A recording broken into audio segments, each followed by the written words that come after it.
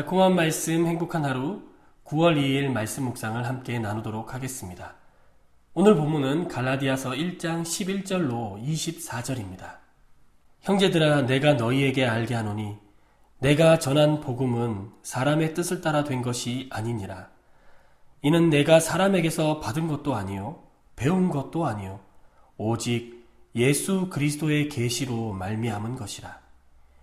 내가 이전에 유대교에 있을 때에 행한 일을 너희가 들었거니와 하나님의 교회를 심히 박해하며 멸하고 내가 내 동족 중 여러 영갑자보다 유대교를 지나치게 믿어 내 조상의 전통에 대하여 더욱 열심히 있었으나 그러나 내 어머니의 태로부터 나를 택정하시고 그의 은혜로 나를 부르신 이가 그의 아들을 이방에 전하기 위하여 그를 내 속에 나타내시기를 기뻐하셨을 때에 내가 곧 혈육과 의논하지 아니하고 또 나보다 먼저 사도된 자들을 만나려고 예루살렘으로 가지 아니하고 아라비아로 갔다가 다시 다메섹으로 돌아가노라. 그 후 3년 만에 내가 게바를 방문하려고 예루살렘에 올라가서 그와 함께 15일을 머무는 동안 주의 형제 야고보 외에 다른 사도들을 보지 못하였노라. 보라, 내가 너희에게 쓰는 것은 하나님 앞에서 거짓말이 아니로다. 그 후에 내가 수리아와 길리기아 지방에 이르렀으나 그리스도 안에 있는 유대의 교회들이 나를 얼굴로는 알지 못하고 다만 우리를 박해하던 자가 전에 멸하려던 그 믿음을 지금 전한다 함을 듣고 나로 말미암아 하나님께 영광을 돌리니라. 아멘. 갈라디아서는 철저하게 수신자 상황을 중심으로 기록한 바울의 편지입니다. 근데 상황이 심상치가 않습니다. 초대교회의 성도들의 그 주 부류는 유대교 기독교인들이었습니다. 복음이 유대 지역을 넘어 비유대 지역으로까지 전파되면서 교회에는 이방인 기독교인들 늘어나기 시작했습니다. 그래서 교회 밖의 유대인들은 예수가 메시아라고 선포하는 그것 하나, 그리고 교회 안에서 기독교인이지만 유대인과 이방인이 함께 교제하는 것에서 상당히 싫어했습니다. 유대인 기독교인이었던 이 거짓 교사들은 이런 핍박을 피하기 위해서 이방인 기독교인들에게 할례를 하라고, 그래서 유대인화하려고 했습니다. 뿐만 아니라 거짓 교사들은 이방인 기독교인들의 할례를 비기독교인 유대인들에게 자랑거리로 삼으려는 그런 의도들도 있었습니다. 결국 이 거짓 교사들의 목적은 이방인 기독교인들의 신앙과 구원에는 관심이 없었고 오직 자신의 이익을 위해서, 그러니 이방인 기독교인들을 이용하려고만 했던 것입니다. 이미 이런 거짓 교사들에게 상당한 신뢰를 하게 된 이 이방인 기독교인들에게 바울은 조심하라고 경고하면서 그들을 교회 밖으로 내쫓아내라고 하는 이 편지가 바로 갈라디아서 편지입니다.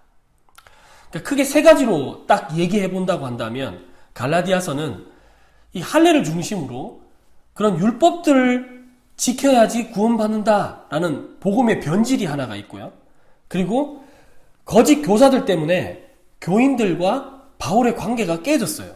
그러니까 참 전파자가 누구인지 분별하는 문제, 이 두 가지.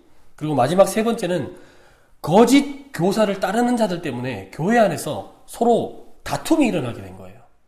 요 세 가지가 갈라디아서 전체의 상황이었거든요. 근데 그 부분에 대해서 바울은 자신이 율법이 아니라 예수 그리스도를 믿는 믿음만이 정말 구원을 받는 그 과정이다 라고 이야기하는 것, 그리고 거짓 교사들과 자신을 대조함으로써 참 전파자가 누구인지 독자들에게 분별력을 제공하는 것, 그리고 세 번째로는 성령을 따르는 사랑의 삶이야말로 서로 다툼이 있었다 했잖아요. 성령을 따르는 사랑의 삶은 이렇게 얘기하고 있는 편지가 갈라디아서라고 할 수 있겠습니다. 특별히 오늘 본문을 봅시다. 11절에서 12절을 보면요, 바울은 자신이 전했고 또 지금 전하고 있는 이 복음의 기원이 사람이 아니라 바로 예수 그리스도라고 이야기하고 있습니다. 유대인과 거짓 교사들에게 이방인에게 복음을 전하는 이 바울은 눈에 가시였을 거예요. 바울은 복음을 지키기 위해서 자신의 사명을 변호해야만 했습니다. 자신이 전한 복음은 사람으로부터 나온 것이 아니라 하나님의 계시였다라고 얘기하고 있습니다. 13절부터 16절을 보면 교회를 심히 박해했고 그리고 유대교에 대해서도 그런 열성적인 신자였던 자신이 이방을 위한 복음의 사도가 된 것도 사람으로부터 왔거나 또 누구에게 배웠거나가 아니라 전적으로 하나님의 은혜 가운데 하나님께서 하신 일이라고 이야기하고 있습니다. 사도 바울이 부활하신 예수 그리스도를 만나기 전에 유대교 기반의 그 전통을 철저하게 따라서 누구보다도 그런 연장자보다도 철저하게 따랐던 사람이었습니다. 예수를 주로 고백하고 있던 교회들을 핍박했고 교회를 멸망시키려까지 했었습니다. 하지만 바울의 고백을 들어보면 바울은 자신이 태어나기 전부터 따로 세우시고 하나님의 은혜로 부르셔서 하나님을 만나고 나서 새 사람이 되었다고. 그리고 하나님께로부터 받은 그 사명대로 이방인에게 복음을 전했다고 합니다. 그 이후에 17절부터 해서 24절까지의 내용을 쭉 보시면 예루살렘의 사도들과 또 유대교인 교회들도 바울의 사도직과 관련하여 아무런 문제 제기를 안 합니다. 특별히 23절과 24절에 보면 바울이 회심하고 난 뒤에 복음을 전한다는 소식을 듣고 그들이 하나님께 영광을 돌립니다. 여기서 강조하는 바가 있습니다.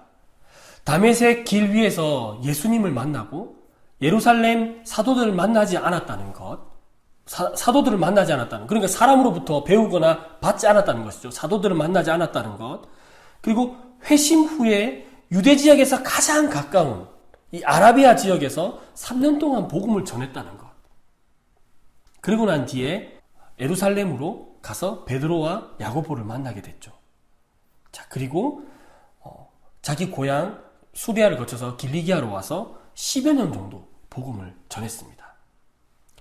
바울이 전한 이 복음이 사람으로부터 받은 것이 아니라 예수님으로부터 특별하게 받은 것임을 강조하고 있어요. 예수님께서 우리를 만나 주셨을 때, 그리고 예수님께서 우리에게 행하신 그 사명으로 돌아가야 합니다.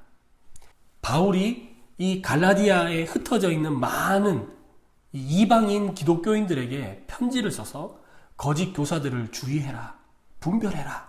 그리고 오늘 내가 너희에게 전한 이 복음은 하나님께로부터 왔다.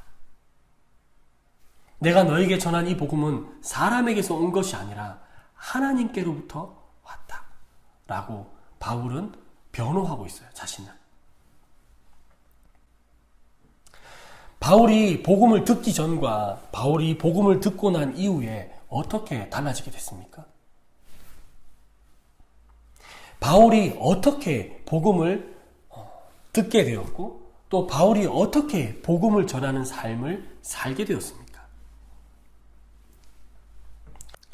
여러분은 복음을 어떻게 듣게 됐습니까?